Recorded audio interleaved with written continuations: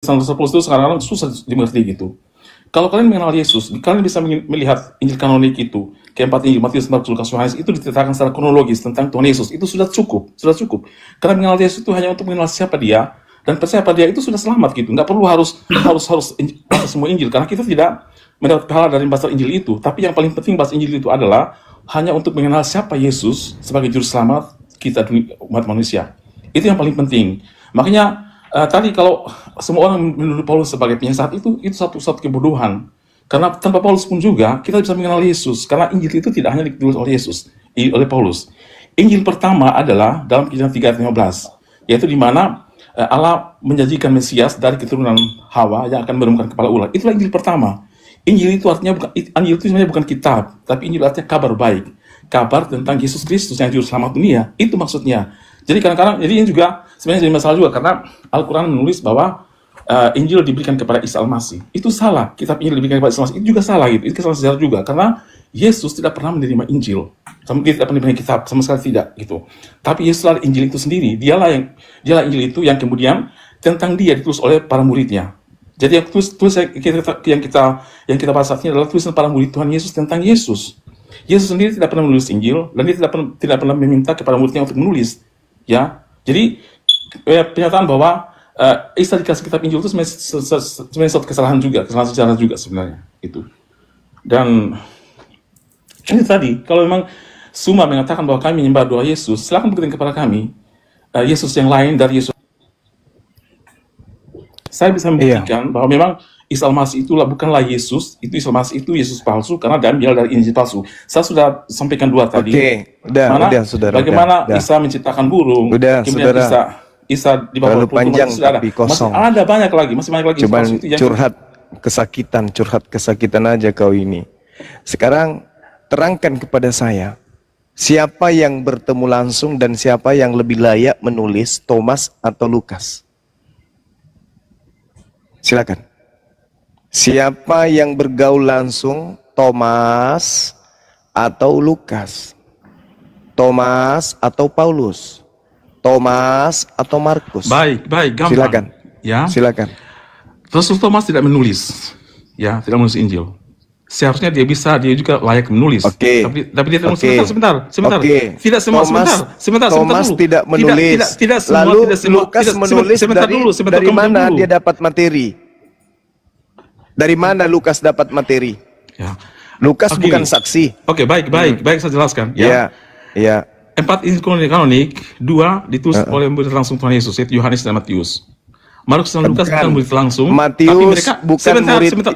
Kitab Matius itu bukan catatan murid Yesus tertulis di dalam Matius 9 nomor 9. Kitab Yohanes juga bukan catatan murid Yesus tertulis di dalam kisah itu menurut di dalam kamu, Yohanes 21 nomor 24 sampai nomor 25. Silakan. Jadi tidak ada 4 kitab kanonik ini ditulis oleh murid Yesus. Sekarang pertanyaan saya, dari mana Lukas terima? Dari mana Lukas tahu? Sementara Thomas Anda katakan dia tidak menulis. Dari mana Anda tahu kalau dia tidak menulis?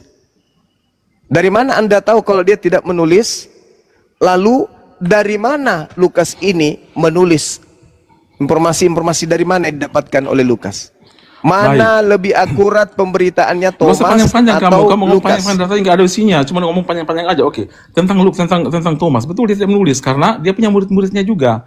Dipertanyakan kepada murid-muridnya, apakah Thomas menulis? Oke, dari mana Lukas tahu? Sebentar. Tentang Lukas ini. Dari mana Lukas tahu? Kalau Thomas sendiri yang ini kemudian murid, lalu Lukas menulis, ini Lukas tahu dari mana? Oke, baik. Saya jelaskan ya. 2 Injil, Matius, Yohanes itu langsung oleh murid Tuhan Yesus, kemudian Markus dan Lukas. Saya sudah membantah. Saya sudah mengatakan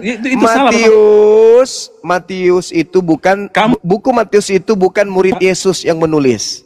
Baca Matius 9 nomor 9. Itu pasti kamu harus belajar lagi ya. Tolong kamu tunjukkan kepada saya. Sebentar.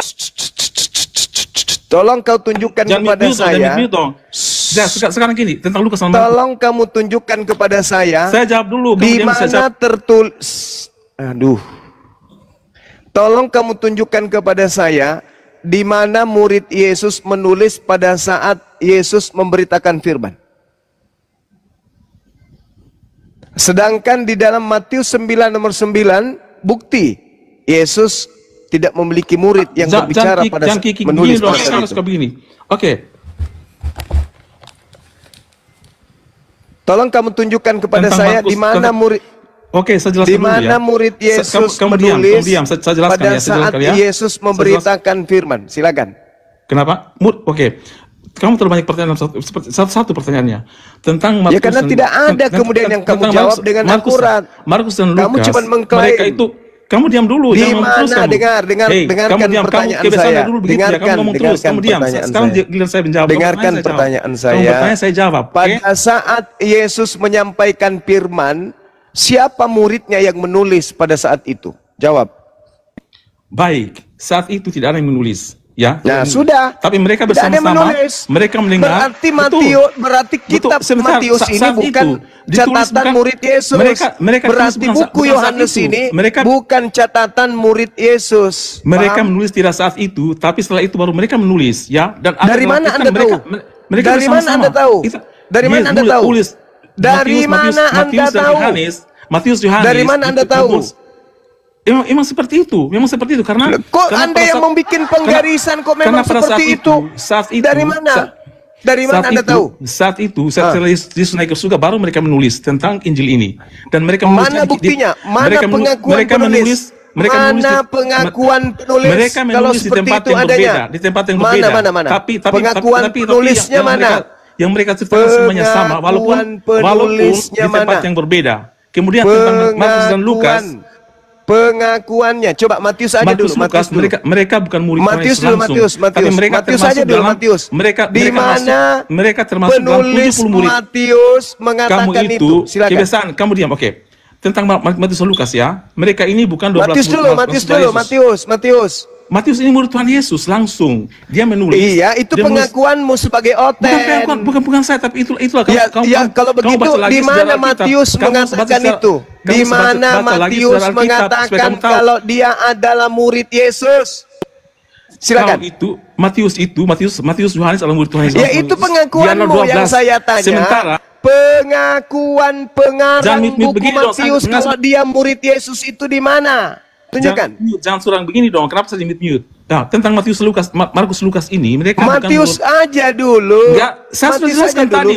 Matius itu murid langsung Tuhan Yesus. Di mana Matius mengatakan kalau dia adalah murid Yesus? Dia itu termasuk dalam 12. Kamu baca sendiri 12 murid Tuhan Yesus. Pengakuan Matius, kamu Andreas, saja. Yohanes, Yakobus itu pengakuanmu saja. Yesus memiliki 12 murid. Itu pengakuanmu, Dul. Matius dalam catatannya di buku di bab pertama di Matius itu, saudara jangan egois ente. Jangan egois. Kamu tidak tahu. Yang saya minta adalah pengakuan pengarang Matius kalau dirinya adalah murid Yesus itu tertulis di mana. Jangan mute saya ya. Silakan dengarkan dulu pertanyaan saya. Tunjukkan bukti kalau pengarang Matius itu mengakui kalau dia murid Yesus. Silakan. Dia adalah murid Tuhan Yesus. Dia termasuk dalam 12 murid Tuhan Yesus. Itu pengakuanmu saja. Bukan pengakuan. Kamu bisa baca. Kamu bisa Google sendiri ya. Misalnya 12 murid Tuhan Yesus. Ada gitu loh. Saya minta pengakuan Matius, pengarang Matius. Itu semua murid Tuhan Yesus. Jadi gini. Tuhan Yesus. Yang saya minta pengakuan penulis Matius kalau dia adalah murid Yesus itu di mana tertulis? Tuhan Yesus mempunyai 12 murid, dia juga mempunyai 70 murid, ya. Astagfirullahaladzim ya Allah ya. Saudara, Markus termasuk dalam Markus Lukas termasuk dalam 70 murid itu. Tunjukkan kepada kita di sini, woi, Bahlul. Kau tunjukkan di sini pengakuan pengarang atau pengakuan wartawan yang tadinya tidak diketahui siapa nama penulisnya, belakangan baru dikarang kalau itu adalah tulisan Matius. Tunjukkan kepada kita Matius itu murid Yesus. Sebentar. Ini sudah jadi turun dia. Halo. Ya, silakan. Kasihlah kesempatan. Kasihlah kesempatan. Dia yang tidak kasih saya kesempatan ngomong. Iya. Saya memberikan dia kesempatan ngomong panjang lebar tapi entah kemana-mana. Iya. Saya cuma minta. Gini Bang. pengakuan pengarang Matius kalau dia murid Yesus itu tertulis di mana? Silakan. Gini Bang Juma, Jo, dengarkan ya, kasih kesempatan kita ngomong ya. Lah, jadi dari kitab tadi Injil aku kasih itu, kesempatan, cuman kalian ngeyel. Saya mau bicara tak bisa. Ya, dengarkan dulu saya bicara. Ya, jadi Jawab, jangan curhat. Di mana pengakuan pengarang Matius kalau dia adalah murid Yesus? Silakan. Ya dengarkanlah, Matius, Markus, Lukas, Yohanes itu adalah kitab Injil yang menceritakan tentang Yesus Kristus. Jadi saya tidak tanya itu, yang saya dulu, tanya saudara. Gimana kau nggak bisa kau diam mulutmu kayak macam mulutnya pengakuan pengarang Matius kalau dia murid Yesus itu tertulis di mana? Dengarkanlah dulu, di kitab Lukas pun diterangkan. Lukas, saya tidak tanya Lukas, yang saya tanya Matius. Iya, Matius kan diterangkan di kitab Lukas, saling menerangkan ya. Letunglah kau nggak tahu. Pengakuannya pengarang Matius kalau dia murid Yesus itu tertulis di mana? Subaida. Makanlah jagal daging itu biar pintar kau. Borok kali kau nggak bisa diam mulutmu. Saudara, jangan kau nipu-nipu di sini. Jangan emosi. Ini ilmu. Kita butuh pengetahuan.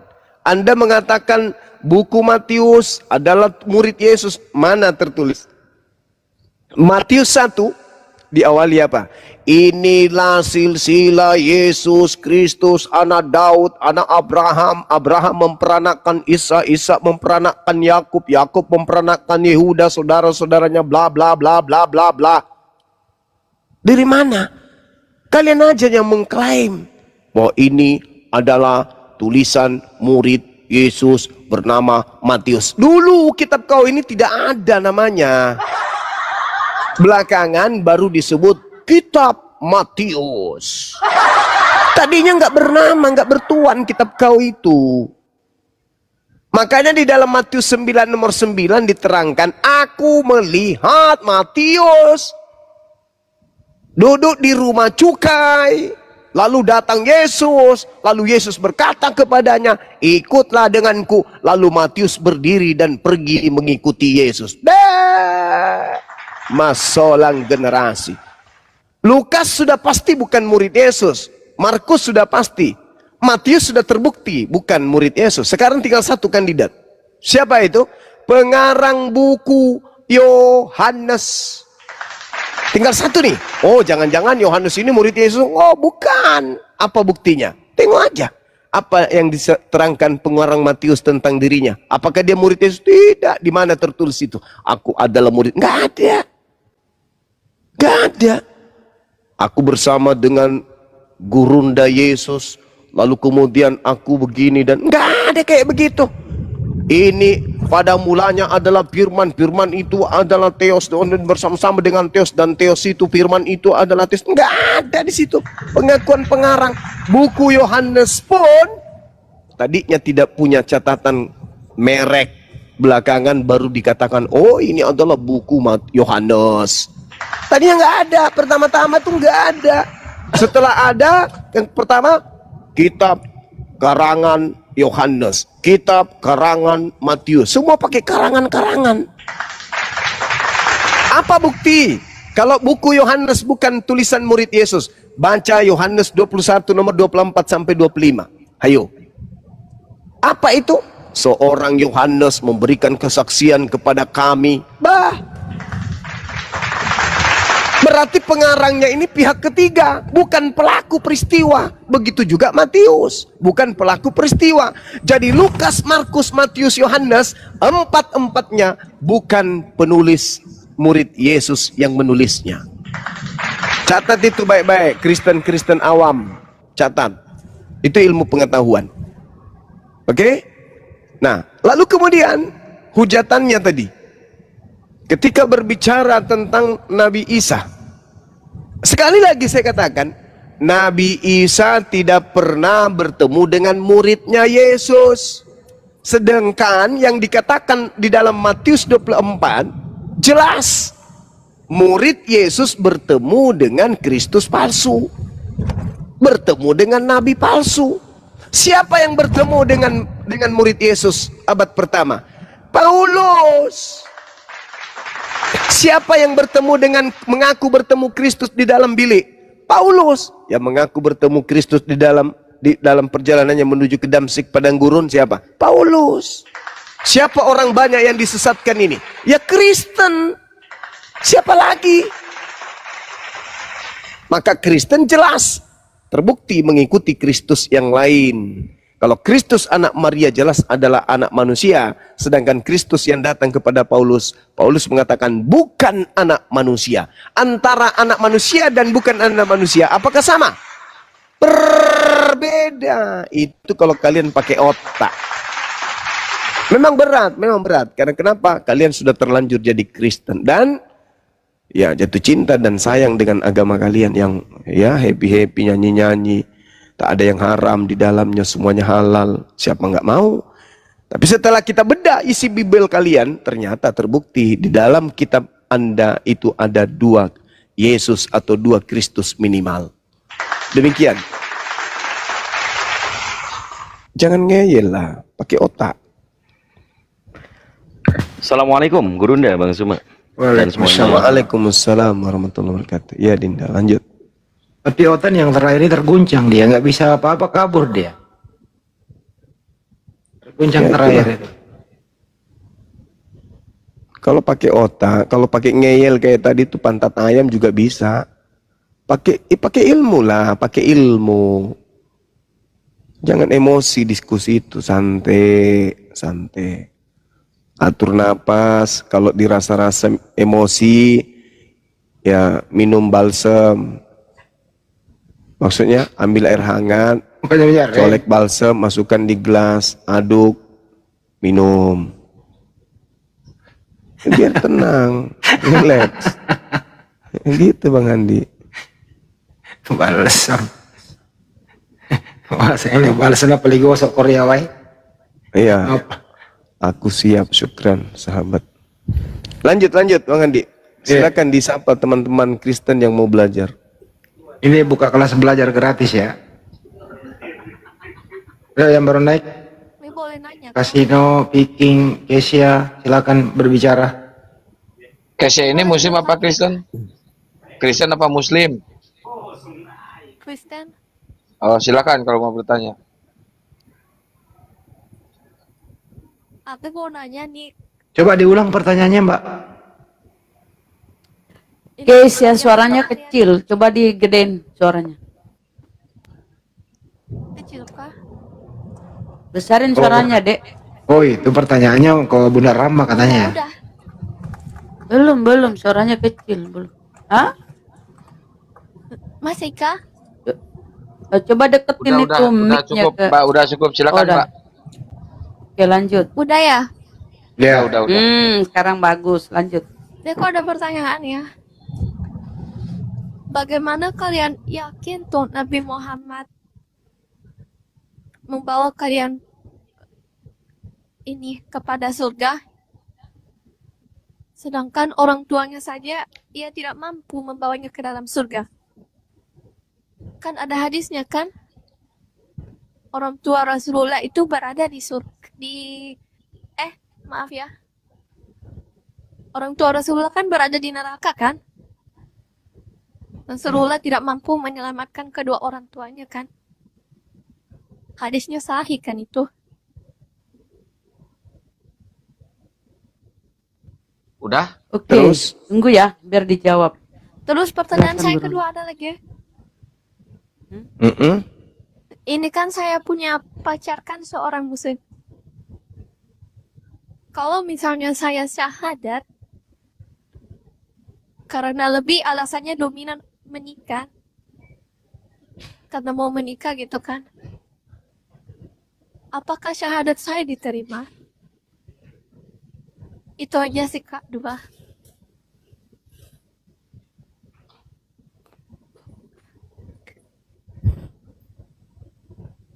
Oke, sudah? Sudah pertanyaannya? Sudah 2 aja Kak. Oke, baik. Yang pertama,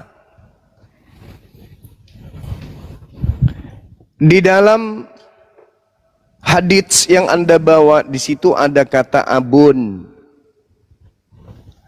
Abun artinya ayah boleh, bapak juga boleh, rumput juga boleh, paman juga boleh.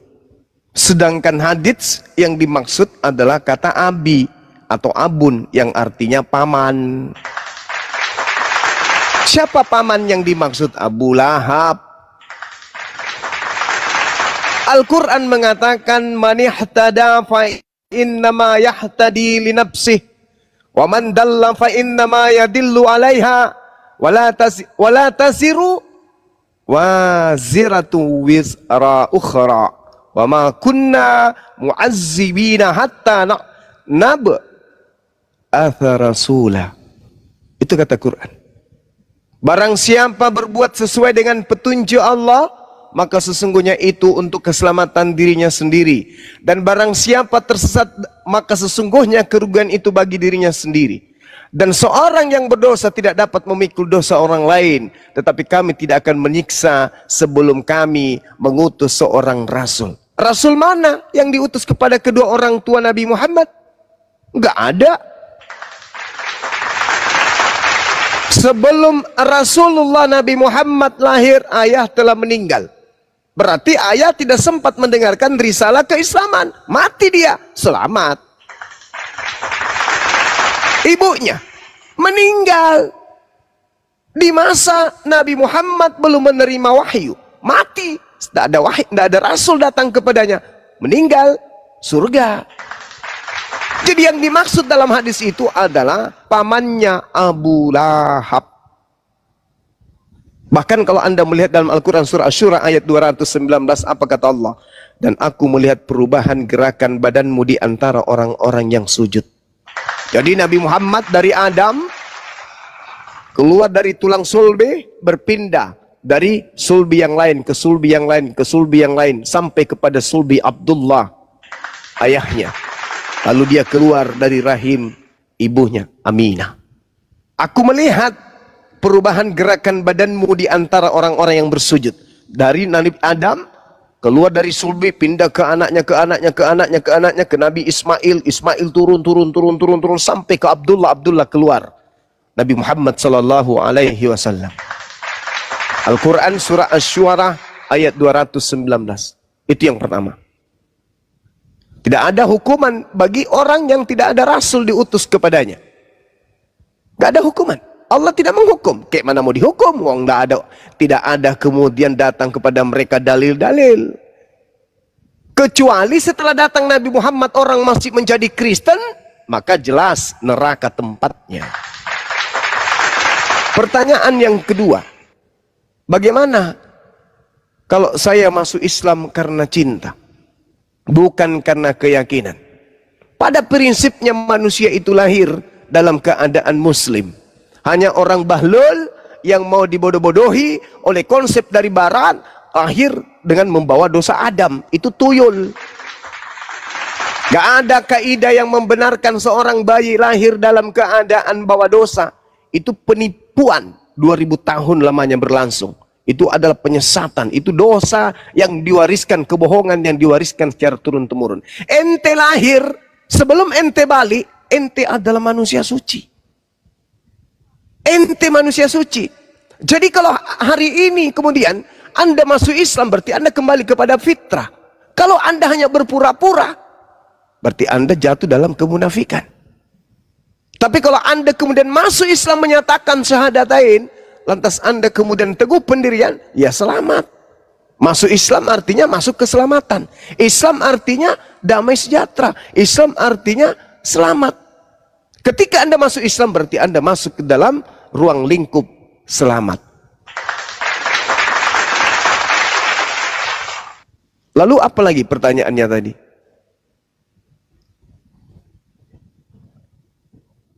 Oke, jadi Masih ada? Silakan. jadi ini Kak Zuma berada di aliran yang sebelah ya. Saya seorang Soalnya muslim. Yang sebelah kan kalau kita belajar ulama-ulama di Arab Saudi, Terkhusus juga salah satu Khalid Basalamah ya. Ustaz kalian yang cukup terkenal ya. Itu mereka tetap meyakini kalau ayahnya itu dalil yang Bang Cuma itu tadi katakan itu bukan pamannya yang dimaksud, tapi ayahnya. Termasuk dengan ini mereka mengutip perkataan ulama-ulama di Arab Saudi ya, bahwa orang tua Rasulullah itu berada di neraka. Bagaimana Anda membantah hadis tentang ini? Saya sudah menjawab. Saya sudah menjawab. Lah, saya sudah menjawab tadi. Yang di neraka. Bagaimana? Oke. Baik. Baik. Ketika itu sekarang saya mau tanya nih. Sekarang saya mau tanya. Bisa mendoakan ini. Sekarang saya tanya. Apa? Adakah hukuman bagi orang yang tidak diberikan aturan? Tidak ada. Tidak ada. Sekarang aturan apa yang datang kepada kedua orang tua Nabi Muhammad?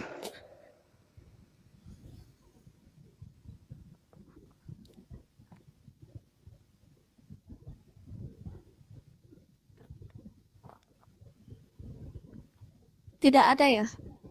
Nggak ada. Lalu alasan apa yang Maha Pengasih, Maha Penyayang memasukkannya ke dalam neraka? Nggak ada itu alasan yang nggak ada. Bahkan Al-Quran mengatakan kemudian, wa ma kunna mu'azzibina hatta nab'atha rasulan. Tetapi aku tidak akan menyiksa seseorang sebelum aku mengutus seorang rasul kepadanya. Ada nggak rasul yang diutus kepada kedua orang tua Nabi Muhammad? Tak ada.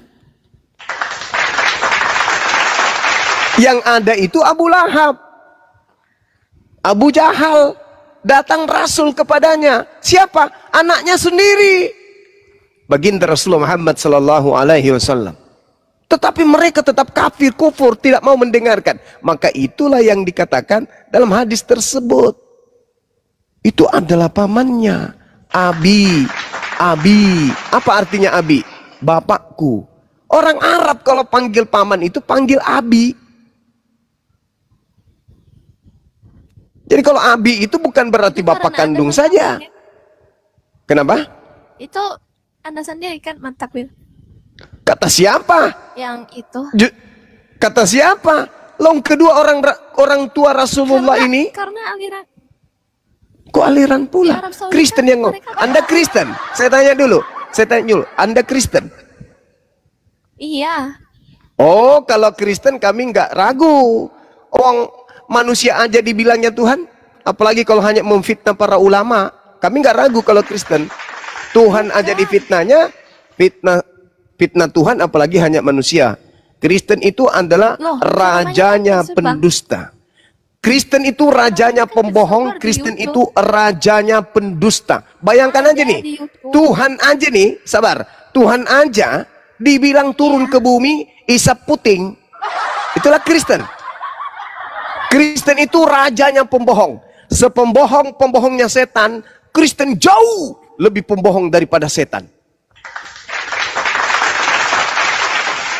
Apalagi kalau hanya sepele masalah seperti ini. Saya mendengarkan dari kiai-kiai, dari ulama-ulama yang ada di Arab. Nenekmu kiper. Mana mau kami percaya kalau sumbernya dari Kristen. Tuhan aja difitnah turun ke bumi isap puting. Tuhan difitnah turun ke bumi, potong nonot pada hari ke-8.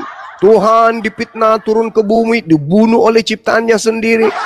Kami nggak heran kalau cerita itu datang dari Kristen. Kenapa? Kristen itu adalah pembual yang pernah ada di atas muka bumi, yang tidak sanggup iblis mengalahkan bualan Kristen itu. Ada nggak kemudian orang mendengarkan iblis mengatakan penciptamu turun ke bumi menjadi manusia lalu dibunuh oleh manusia? Ada nggak setan mengatakan begitu? Nggak ada. Yang mengatakan itu adalah Kristen. Berarti Kristen lebih kesetanan daripada setan. Jadi kalau hanya informasi-informasi kayak begitu, Nggak bisa saudara, nggak bisa kalian menipu kami, nggak bisa. Karena ada Al-Quran yang membentengi kami. Al-Quran yang menjelaskan itu. Al-Quran yang menjelaskan itu. Tidak ada Nabi datang kepada Abdullah. Tidak ada Nabi yang datang kepada Siti Aminah. Kedua orang tua daripada Nabi kami. Nggak ada. Wahai Abdullah, ibadah, sholatlah, puasalah. Nggak mau, nggak ada itu. Nggak ada. Wahai Aminah, berpuasalah, bayarlah zakat, naik haji. Nggak ada. Aturan apa? Nggak ada aturan. Mereka tidak pernah menyembah berhala. Ada nggak? Ada nggak yang bisa membuktikan kedua orang tua Rasulullah menyembah berhala? Ada nggak? Nggak ada. Ada nggak yang bisa membuktikan kedua orang tua Rasulullah makan babi, menyembah Yesus? Ada? Nggak ada. Kedua orang tua Nabi Muhammad itu adalah orang penghuni surga. Mereka adalah orang-orang yang diselamatkan oleh Allah. Kenapa? Karena mereka hidup di zaman patra, zaman di mana tak ada kenabian datang pada mereka. Jadi kalau isu-isu hanya seperti daun bawang, mana kami percaya, saudari? Gak bisa kami percaya yang kayak gitu-gitu tuh. Oke, Ya. jangan percaya sama. Iya. Tapi bagaimana dengan pendapat ustaz di ini? Ustadz mana? Kalian kan Coba. Ustadz mana yang mengatakan? Mana pernyataannya coba? Tunjukkan di mana pernyataannya coba. Nah, terus apa yang menjadi rujukannya coba?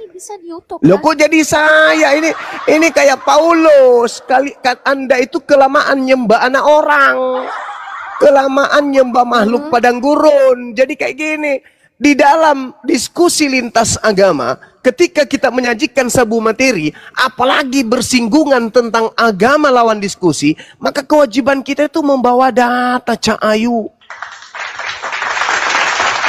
Kau cuma mengatakan, cari sendiri. Oh, itu bukan tipe Islam. Kalau saya mengatakan, Paulus mengatakan Kristen itu adalah anjing dan babi, saya kasih data. Contoh. 2 Korintus 2 nomor 20, 21, 22. Paulus mengatakan Kristen itu adalah anjing dan babi. Itu data. Itu data. Di manakah Paulus mengatakan Kristen itu anjing dan babi? 2 Korintus 2 nomor 20 sampai nomor 22. Itu baru data. Jadi kalau saya berbicara tentang kekristenan, saya punya literasi, saya punya data. Kalau Anda berbicara, cari sendiri. Kayak pendeta ente. Di Islam tidak kenal yang kayak gitu. Itu kelas orang nggak waras itu. Berbicara tentang sesuatu yang dia sendiri tidak paham. Oke? Jadi kalau kata Paulus, kalau ada Kristen yang keluar dari Kristen, itu sama seperti anjing yang makan muntahnya sendiri. Sama seperti babi yang kembali ke kubangannya. Itu kata Paulus. Jadi Paulus ini sadis juga sih sebenarnya. Begitu saudari. Jadi kalau Anda mau membahas Islam, bawa sumbernya dari mana. Karena biar bagaimanapun, saya lebih percaya kepada Al-Quran. Al-Quran saya lebih menyuarakan hal yang nabiku terima wahyu dari Tuhannya. Begitu saudari. Berbeda dengan kalian. Dan satu kelebihannya orang Kristen ini, saudari siapa namanya? Kelebihan Kristen itu satu.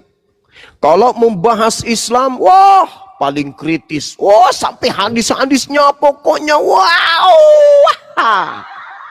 Tapi giliran Bibelnya yang dibahas ente leheng ente.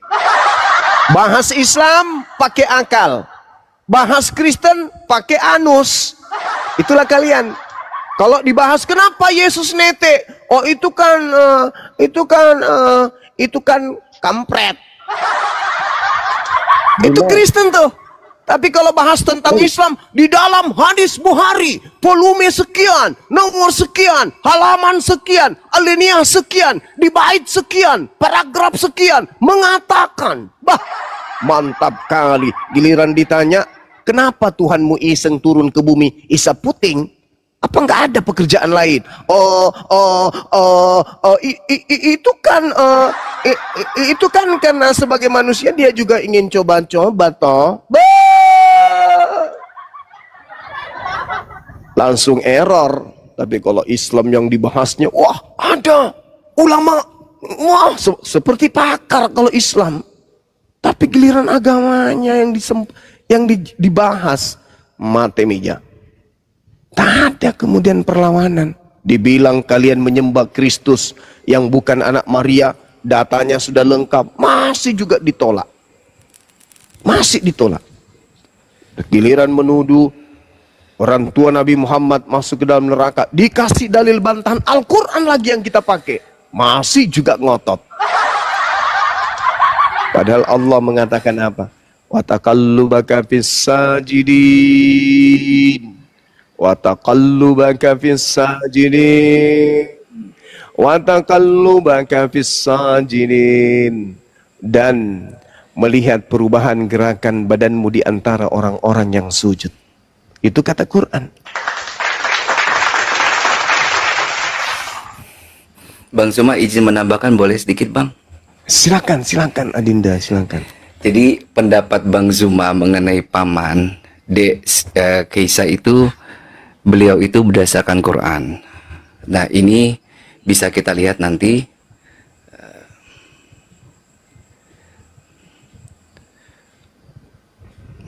Nah izin ya sebentar. Dibesarin. Gimana caranya ya? Nah ini nanti di surah Al-Baqarah ayat 133. Jadi penjelasan Bang Juma itu ada dasarnya. Dalam Al-Baqarah ayat 133 dikatakan apa? Angkuntun suhada ishadarati Ya'qub wal mauta isqala libanihi ma ta'budun min ba'di qala a'budu ilahaka wa ilaha abaika. Jadi Ibrahim di sini terjemahnya, adakah kamu hadir ketika Yakub kedatangan tanda-tanda maut? Maka ketika ia berkata kepada anak-anaknya, perhatikan, Yakub itu berkata kepada anak-anaknya, dan anak-anaknya merespon, memberi jawab, apa yang kamu sembah sepeninggalnya? Nih anak-anaknya, mereka menjawab, kami akan menyembah Tuhanmu dan Tuhan nenek moyangmu. Maksudnya Aba. Di sini keluar kata Aba tuh. Siapa aja? Ibrahim dan Ismail. Nah ini perlu diketahui bahwa dalam Arabik itu luas. Anaknya Yakub kepada Ismail ini jatuhnya paman. Dan Ibrahim itu jatuhnya kakeknya malah. Kakek. Jadi Yakub punya anak-anak, nah, disebut Aba juga. Jadi ketika Bang Zuma menjelaskan bahwa itu ke paman, itu sudah benar.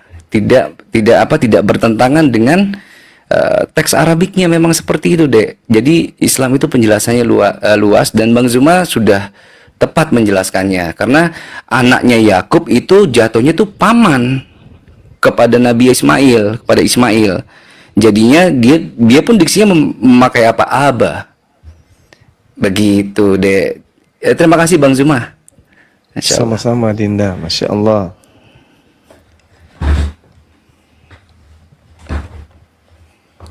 Jadi anak Yakub memanggil pamannya Ismail dengan panggilan Abaika Ibrahim wa Ismail. Wah, mantap kali.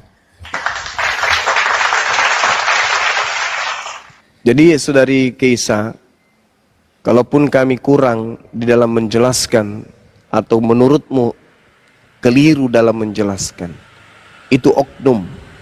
Tetapi Al-Quran tidak akan mungkin punya kelemahan. Gak mungkin punya kelemahan Al-Quran itu. Begitu Jo. Pergi membawa rasa malu. Bukan cuman kabur saja. Pergi dengan membawa rasa malu. Aduh gimana? Aku ingin mencobai, ingin menjatuhkan, tapi ternyata aku yang jatuh. Bagaimana mungkin Tuhan pencipta langit dan bumi? Ah, naik lagi kembali. Ayo, mungkin masih ada pertanyaan. Silakan. Ya, mungkin mau mencoba membenturkan dengan ulama siapa lagi? Silakan. Ada yang di belakangnya itu yang menyuruh Ya, dia silakan, pertanyaannya. Mbak Ada Cesa. yang di belakangnya. Oke, anggaplah itu paman ya. Berarti Kak Zuma ini berada di aliran sebelah ya? Aliran sebelah. Emang Katolik sama Protestan. Bagaimana? Terus bagaimana?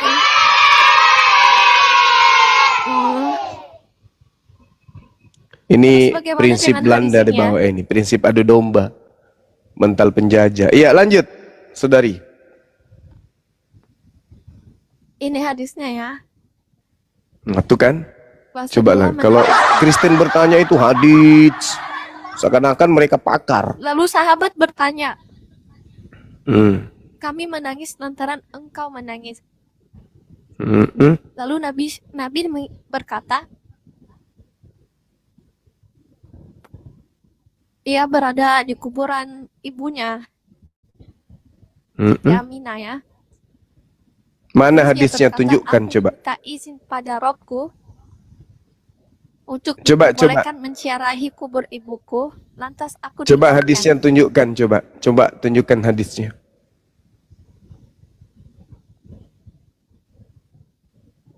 Bentar Coba ya. tunjukkan hadisnya. Iya.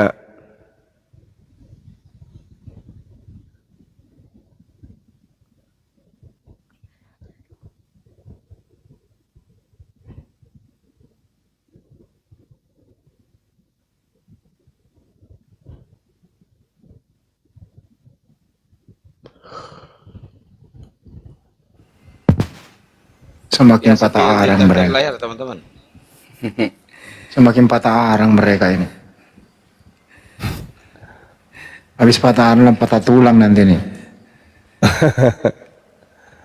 Lalu Bang Andi? Ya, kalau udah patah tulang ya nggak ada lagi harapan untuk hidup. Gitu Bang Andi ya. Iya. Assalamualaikum warahmatullahi wabarakatuh, Gurunda. Waalaikumsalam warahmatullahi wabarakatuh. Bunda Mila. Siap. Waalaikumsalam Bunda. Adapun misalnya kalau hidup, Assalamualaikum warahmatullahi Ya. wabarakatuh, Bun. adapun misalnya kalau hidup ya hidupnya sia-sia. Hadisnya tuh Ditampilkan, riwayat ditampilkan Mbak. Muslim 976 sampai 977. Apa itu? Itu dari Abu Hurairah. Berkata Nabi Hadisnya gimana hadisnya? Hadis riwayat siapa? Dari Abu Hurairah berkata, Iya. Nabi pernah menziarahi kubur ibunya. Lalu beliau Mm-mm. menangis dan membuat orang yang berada di sampingnya juga turut menangis. Mm-mm. Kemudian beliau bersabda, Mm-mm. saya tadi meminta izin kepada Rabbku Mm-mm. untuk memohon ampun baginya, Mm. tetapi saya tidak diberi izin. Mm-mm. Dan saya meminta izin kepadanya untuk menziarahi kuburnya. Kemudian Allah memberiku izin. Iya. Berziarahlah karena ziarah kubur dapat mengingatkan kematian. Betul. Jadi gini, boleh tambah sedikit nanti Bang Zuma tambahkan ya. Silakan, Oke. Dinda, silakan. Jadi dalam penjelasannya dari Syekh atau penjelasan nanti bisa dilihat di Haisiyah Al-Bajuri dalam kitabnya dari Hiyal Kutub Al-Arabiyah. Dalam penjelasannya, ketika Rasulullah SAW itu ingin ke kuburan ibunya untuk memohon ampun, itu Allah tidak memberikan. Kenapa? Perhatikan diksinya memohon ampun. Beliau, ibunya Rasulullah SAW itu berada di masa fatroh, nggak ada dosa di surat. Jadi kalau tadi Bang Zuma tuh apa Al-Isra 15 ya Bang yang menjelaskan gitu kan, Iya, bahwa betul. Allah tidak akan menghukum suatu kaum di mana belum ada utusan yang sampai kepadanya. Jadi untuk apa Rasulullah SAW itu memohon ampun kepada ibunya, sedangkan beliau hidup di masa Nggak ada fatroh, dosa. gitu loh. Kalau hanya untuk sekedar mengunjungi makam, Allah akan izinkan karena itu mengingat atau nasihat tentang kematian kan gitu ya Bang Dayah. Jadi Benar. penjelasannya seperti itu, Dek. Gitu. Iya. Tapi itu kan dalil yang digunakan bahwa ibunya berada di neraka. Ibu berada Ya, di neraka. ini dalil Wahabi. Allah karim.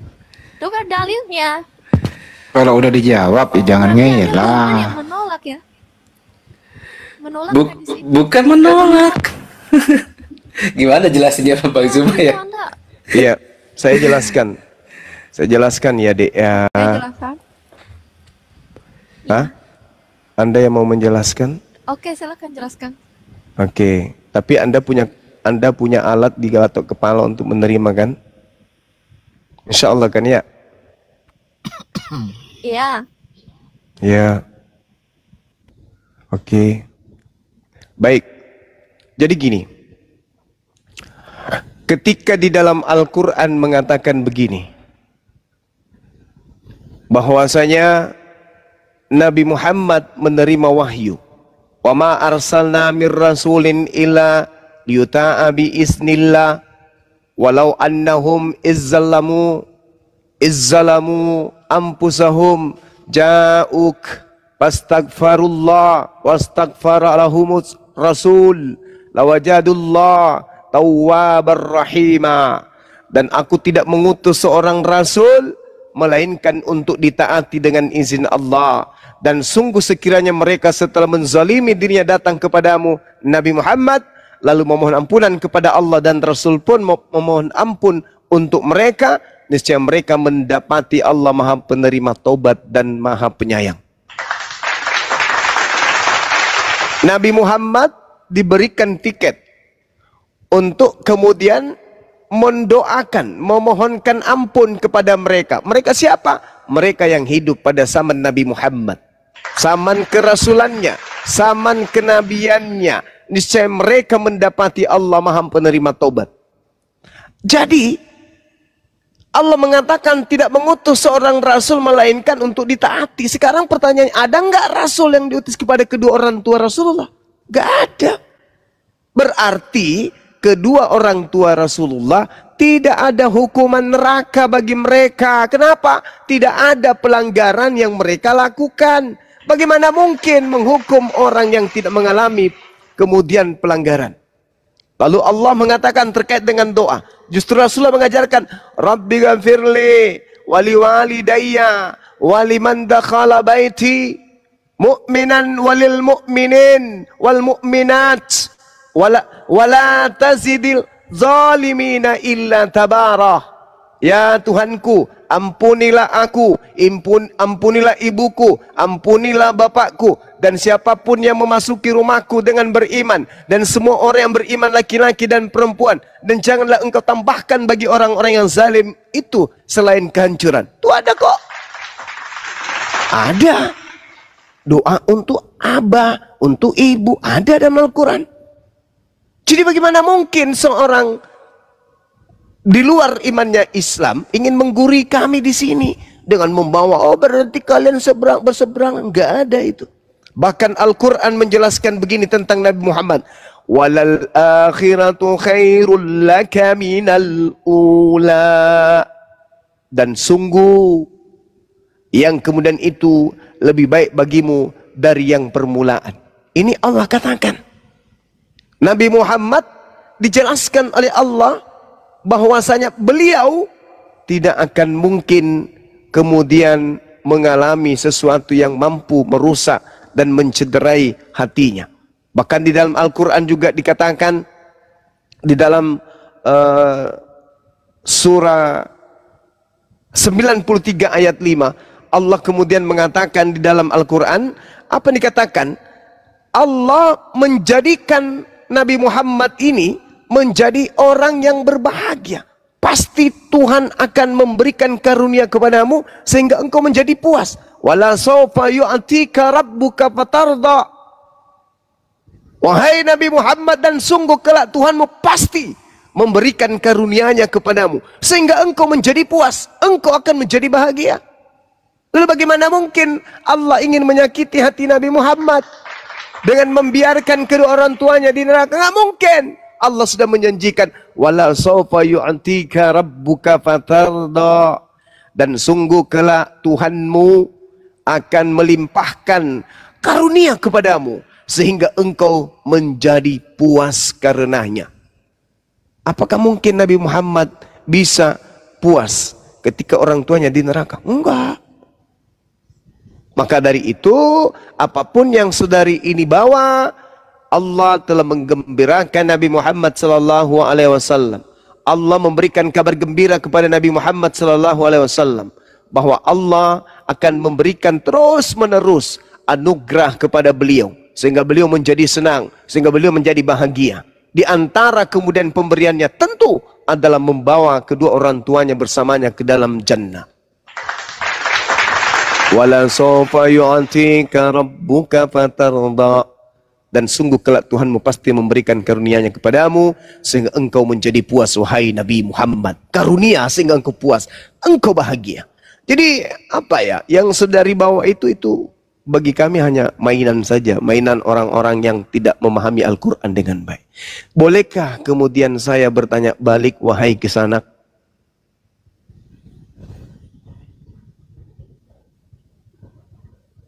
Boleh tak? Boleh. Apa hukuman bagi orang yang tidak mengibadahi, menyembah Yesus? Menurut Kisanak. Hukuman apa? Apa hukuman bagi manusia yang tidak menyembah Yesus?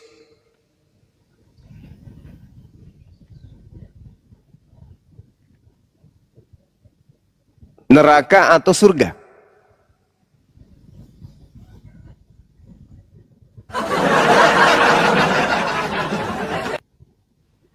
Dijawab Kisanak. Apa akibat orang yang tidak menyembah Yesus? Surga apa neraka?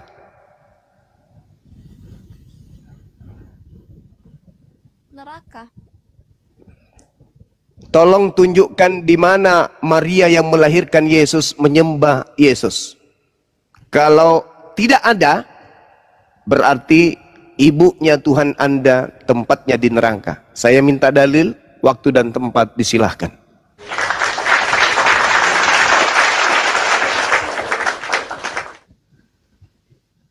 Kalau tidak bisa menjawab, call pendeta.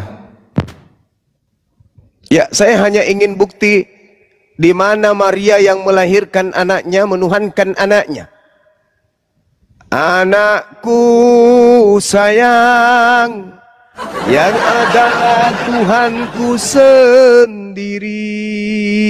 Tolong tunjukkan di mana Maria menuhankan anaknya. Kalau tidak, sesuai dengan ucapan Kisanak, Maria yang melahirkan Tuhannya Kristen ternyata adalah penghuni neraka. Silakan, saya tunggu.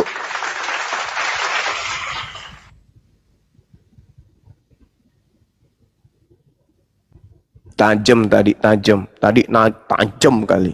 Menghantam ke jantung katanya. Sekarang tumpul. Ayo, seorang ibu tanpa suami mengandung 9 bulan dengan susah payah, melahirkan, membesarkan. Lalu ketika anaknya dewasa, dia dituntut untuk menyembah sujud, menyembah anak kandungnya sendiri. Kalau tidak menyembahnya, masuk ke dalam neraka. Ini Yesus anak durhaka.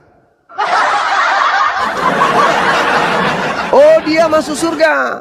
Apa alasannya? Ibunya Tuhan. Nepotisme, dosa Yesus. Ayo, tunjukkan dalil. Di mana Maria menyembah anak kandungnya sendiri? Anakku sayang, cepatlah besar anakku. Besok kau akan disembah.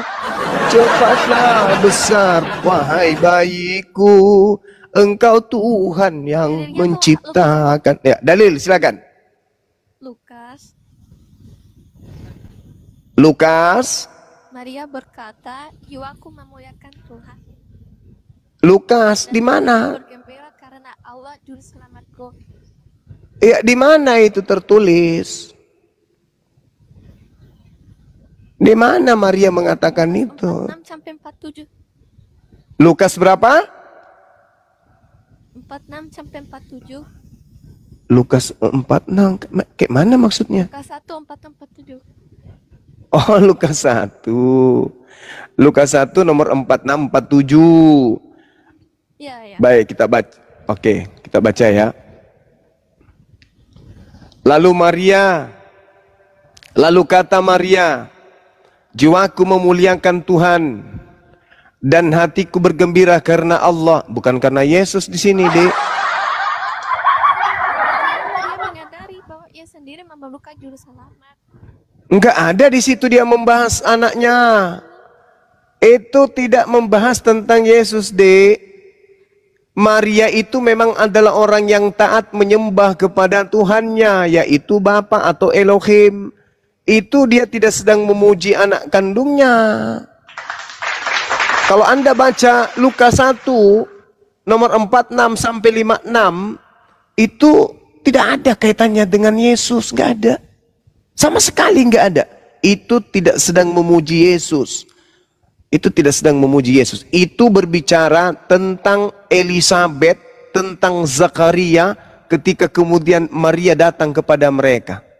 Beberapa waktu kemudian berangkatlah Maria dan langsung berjalan ke pegunungan menuju sebuah kota di Yehuda. Di situ ia masuk ke rumah Zakaria dan memberi salam kepada Elisabet.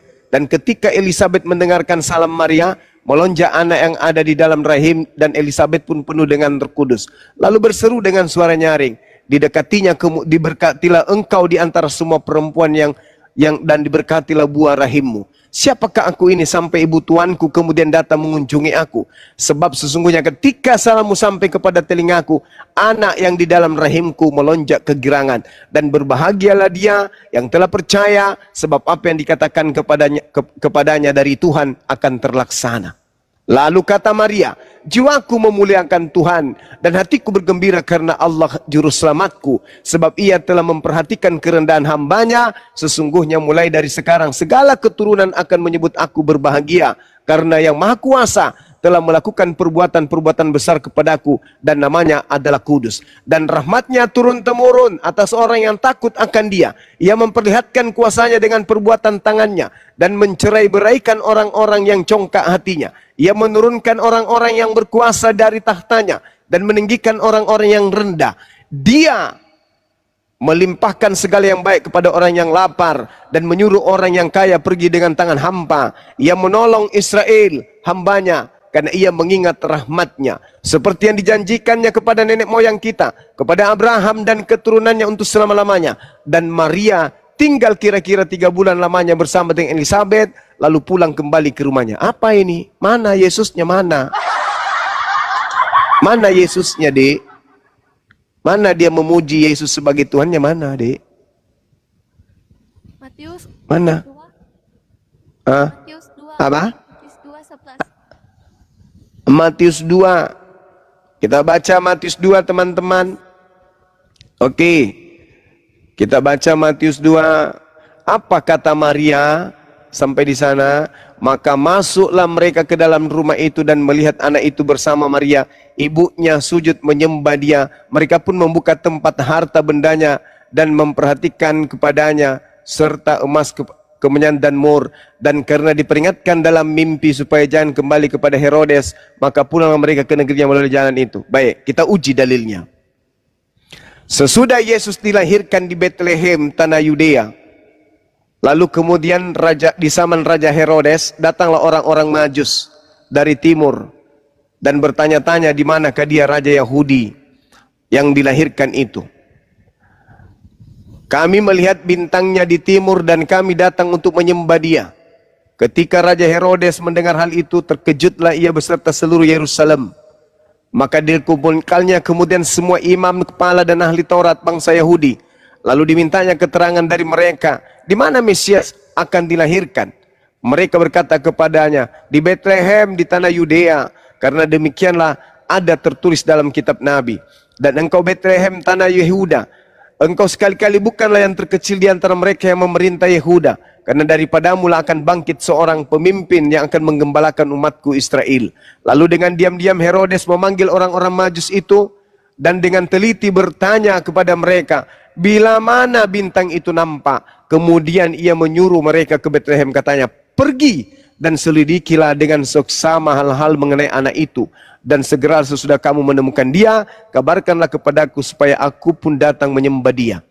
Setelah hal-hal itu mengenai anak itu dan segera sesudah kamu menemukan dia, kabarkan, aku pun Herodes akan datang menyembah dia.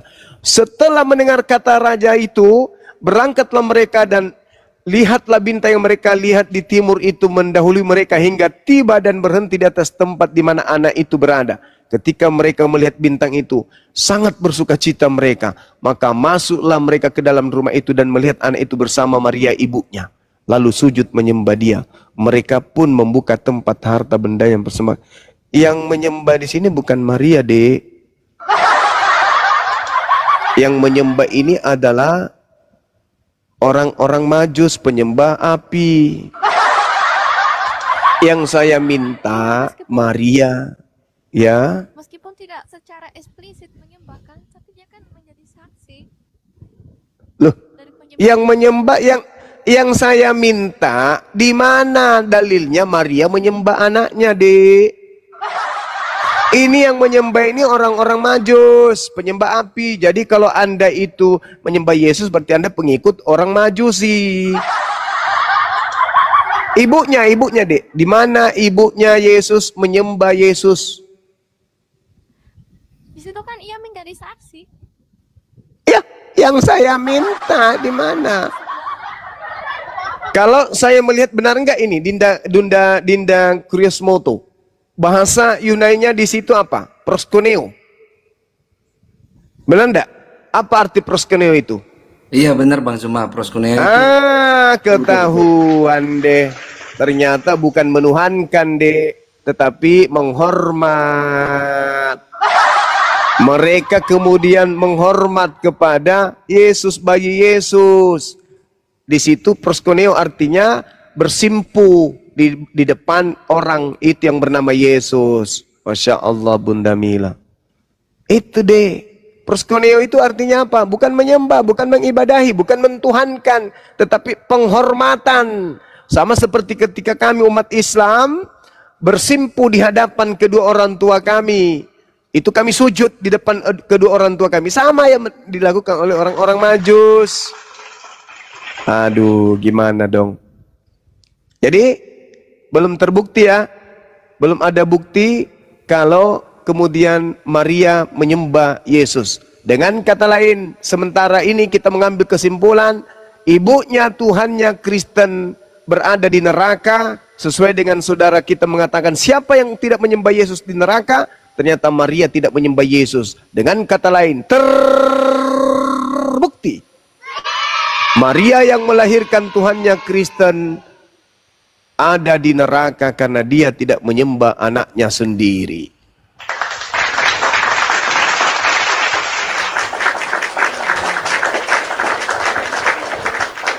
Nih, Maria ibunya Yesus lagi bisik-bisik ke saya nih. Saya barusan angkat teleponnya. Ya, Maria, ada apa Bu Maria? Kamu itu bandel. Kenapa Bu? Yang mereka sembah itu bukan anakku Bang Zuma. Yang mereka sembah itu Kristus yang lain. Kenapa kamu bilang mereka menyembah anakku? Saya aja. Yang paling tahu tentang anakku itu saya. Saya yang mengandungnya 9 bulan Bang Zuma. Saya yang membersihkan nya, saya yang cebokin dia, saya yang mandikan dia, saya yang gantikan popoknya, bajunya. Saya sendiri nggak nyembah anakku. Jadi yang mereka sembah itu bukan anakku. Berhenti kau mengatakan itu Bang Zuma. Udah ya, dadah, bye. Iya Bu, maaf. Gitu. Kata Ibu Maria, saya yang lebih tahu anakku. Kalau ada penyembahan kepada anakku, maka orang pertama yang menyembah adalah aku. Karena Roh Kudus itu datang kepadaku pada bulan ke-6. Roh Kudus datang kepadaku memberitakan tentang lahirnya anakku, dan kata Roh Kudusnya, yang Maha Tinggi menaungi engkau. Saya yang lebih tahu. Kalau ada penyembahan kepada anakku, manusia pertama yang menyembah anakku itu adalah aku. Tapi aku tidak lakukan, Bang Suma. Mereka itu bukan menyembah anakku. Makanya ketika anakku nanti datang kedua kalinya, mereka semua diusir. Coba Bang Suma baca dalam Matius 7, 22, 23. Enyahlah daripada aku, kalian semua Kristen adalah pembuat kejahatan, aku tidak mengenal kalian. Oh begitu ya Bu? Iya. Oh ya. Jadi ternyata yang Kristen sembah menurut ibunya Maria bukan anak Maria.